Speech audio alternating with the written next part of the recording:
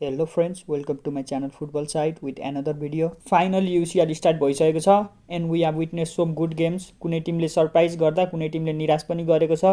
तर हामी फुटबल फ्यानका लागि रमाइलो रातहरू फेरि आइसकेको छन्। त्यसले फेरि पनि नयाँ भिडियो लिएर आइसकेको छु। हजुरहरुसँग लाइक, शेयर, सब्स्क्राइबको आशा राख्दै आजको भिडियो सुरु गर्न चाहन्छु। सुरु गरौँ रियल मैड्रिड भर्सेस मार्सेलको गेमबाट। It was a good game. Real Madrid अनि गेम नजित्ने त कुरै भएन। लास्टतिर they went in some trouble although result भने निकाल्न सफल भयो। फर्स्ट अफ अल त hats up to Marseille and Roberto De Zerbi. They played really beautiful football. You are playing against European giant in their home and you gave this type of performance. It really appreciable. They keep the ball more than real Madrid with 57% possession. They were playing short and risky passes at the back to attract the opposition player. त्यसैले real Madrid अगाडि बढेर खेलिरहेको थियो, जसका कारण चाहिँ पछाडि space बनिरहेको थियो, जुन स्पेसलाई चाहिँ मार्सेलले प्रोपरली युटिलाइज गरिरहेको थियो। मेबी मार्सेलले अझ बढी गोल खान सक्थ्यो।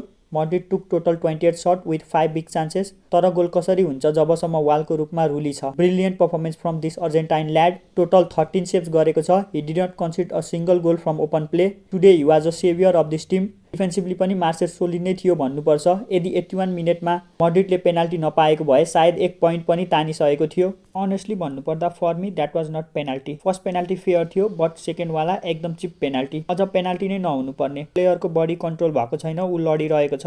त्यही क्रममा एक्सिडेन्टली बलले ह्यान्डमा टच गर्छ and referee gave it as a penalty. कि त हातलाई नै बडीबाट नै हटाइदिनु पर्यो, नत्र भने while he was falling down.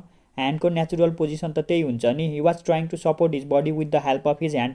ऊ मात्र होइन, यदि हामी कोही लड्यौँ भने पनि हामी आफ्नो हातले आफ्नो बडीलाई सपोर्ट दिन खोज्छौँ नि त। त्यो बेलाको ह्यान्डको पोजिसनलाई नेचुरल नभन्नेर maybe his hand is little bit away from the body, त्यसैले पेनाल्टी दियो। नत्र भने it should not be penalty in any other day. मैड्रिडको कुरा गर्नुपर्दा not a game from Madrid as expected. गुलरको गेम अफ थियो, त्यस्तै not a good game from Huijsen as well. Got injured on first 5 minute. Defensively shaky लागिरहेको थियो, इन्टेन्सिटीमा नि drop थियो। डेफिनेटली मैड्रिड सुड इम्प्रुभ, नत्र भने आउने गेमहरूमा डिफिकल्ट हुन सक्छ। Trent got injured. कार्वालले पनि रेड कार्ड पायो। आशा गरौँ ट्रेन्ट विल रिटर्न सुन। कार्वाल जस्तो एक्सपिरियन्स अनि अझ क्लब क्याप्टेन भएर कसरी त्यस्तो हरकत गरिया हो। यदि पेनाल्टी नपाएको भए सायद गेम नै जित्दैन थियो होला। एउटा प्लेयरको मिस्टेकले गर्दा गेम नै पनि हार्न सक्थ्यो। ब्यालोन डोर सिजन पछि त भिनिसियसलाई के भएको। कन्फिडेन्स 100% छ अनि आउटकम भने 50%। ट्राई त धेरै गर्छ तर आउटकम भने आउँदैन। सबकी आती नै मेरी जाति नै। मैले भनेको होइन है, एम्बापेले भनेको हो। जसले जस्तो सुकै खेलोस्, गेम जस्तो सुकै होस्, तर एम्बापेले गोल हान्न भन्ने छोड्ने भएन। His goal scoring form is really good at this time. आज नि ही स्कोर 2 पेनाल्टी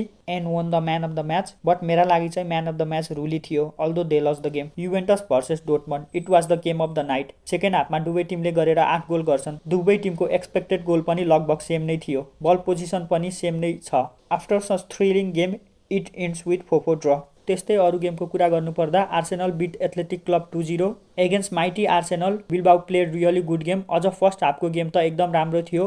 अरू गेमको कम्पेरिजनमा आजको गेममा गाइकोरेजको इन्भल्भमेन्ट अलि बढेको जस्तो नि थियो। He is slowly picking his form. त्यस्तै मादुवाके इज अन फायर। त्यस्तै अर्को गेममा टोटेनहमले भिलेरियललाई 1-0 ले हराएको छ। हेरौँ थोमस फ्र्याङ्कको टिम कहाँसम्म जान्छ। आजको लागि यति नै। See you all in the next video. जय नेपाल।